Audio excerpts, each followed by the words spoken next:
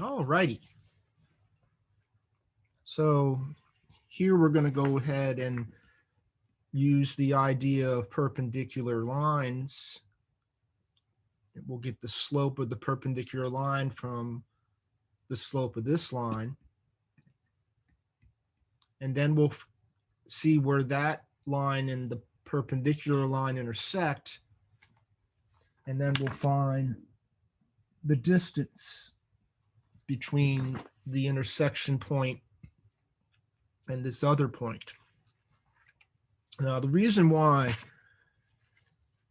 we do these problems is because your mind will connect its understanding of different processes automatically.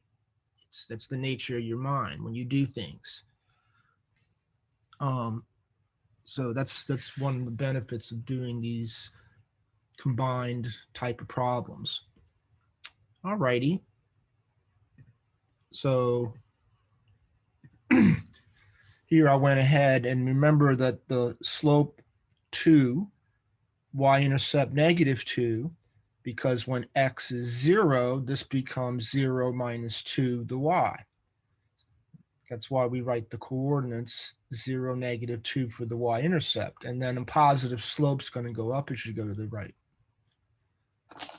So what would be the line perpendicular to that line that goes through this point?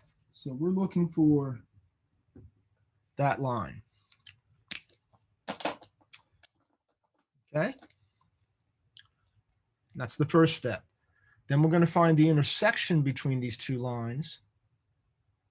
So we'll get the point here, and then we're going to find the distance between that point and this first other point.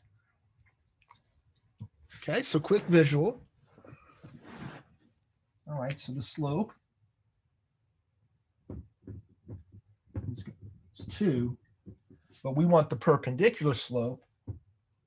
So if you write that as a fraction, remember the perpendicular slope is the opposite reciprocal.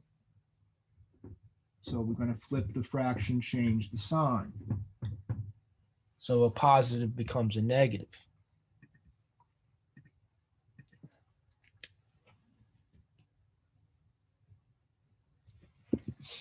Okay? And now we can create the equation by using point-slope form. And so this point we're going through would be negative 2x1 negative, for y1. We just found the slope of the perpendicular line. It was negative 1/2. Okay, so now we'll use point-slope form.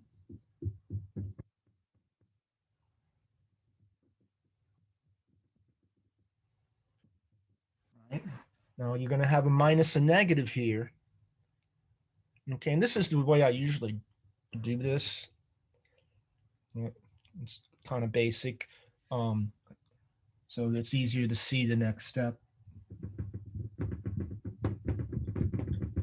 And so this is going to become plus 2 because we're minusing the negative, right?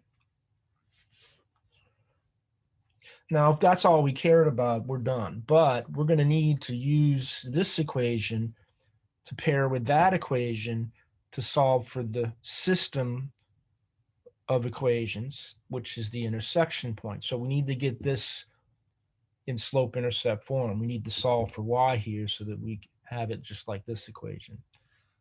Okay, so depending on how you go about this, distributive property,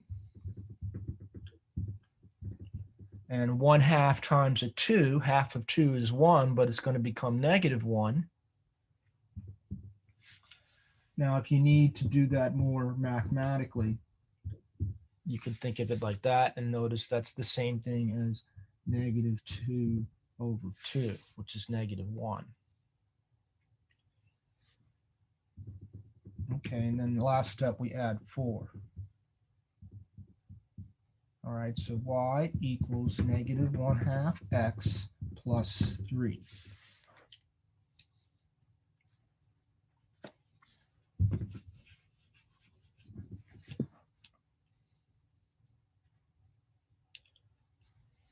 Okay, and then the next part of the warm-up is to solve the new system of equations And that means we're going to take this equation, which was the positive slope line, and this equation on the bottom, which was the negative slope line perpendicular, to find that location. That's what we're doing when we're solving the system of equations. Okay, so we can do the same thing we've done before when we had this type of problem. We can put the two expressions that equal y equal to each other. So we've done this a couple different times. Maybe you remember, right? Because we're really substituting.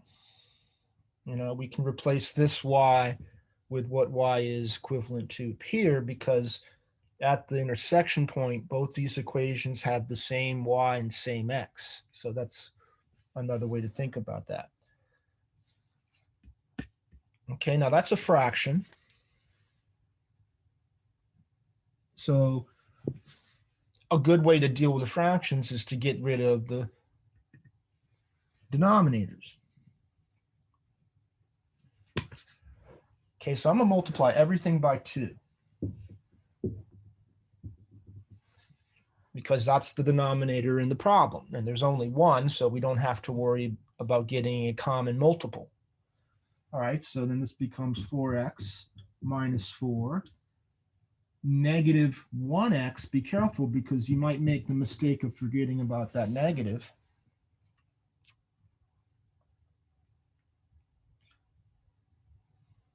All right, and then again, now we're just solving that equation. This is a lot easier because we don't have to worry about fractions. Okay, so add x to both sides.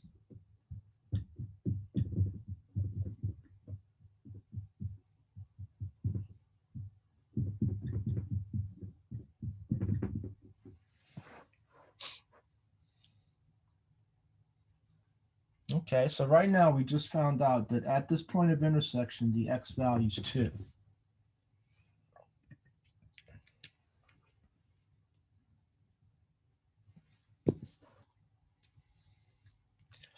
I understand, Daisy. That's why I always record these things, okay? Because, you know, Wi-Fi, it's a real issue.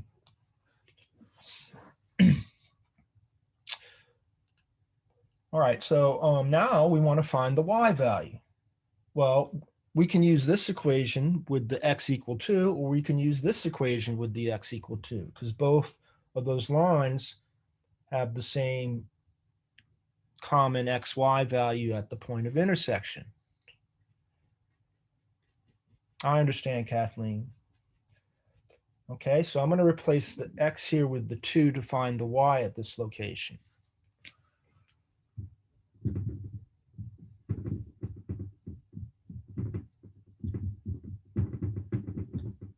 Okay, so y equals 2.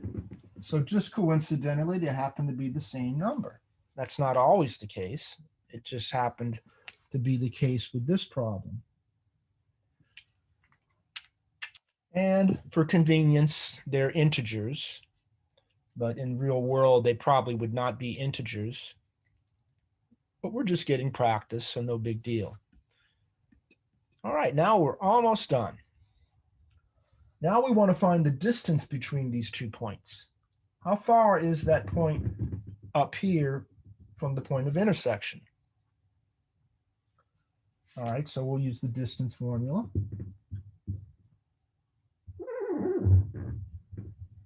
And this is the one I'm going to let you guys do on your own. I'll set it up for you, but I want you to finish it. Okay, so we do our distance formula, and we're going to have negative 2, 4, and 2, 2. So I'll just squeeze that right here. And so those are the 2 points we're going to use in the distance formula. Okay. So you finish that. Find the difference between those 2 coordinates.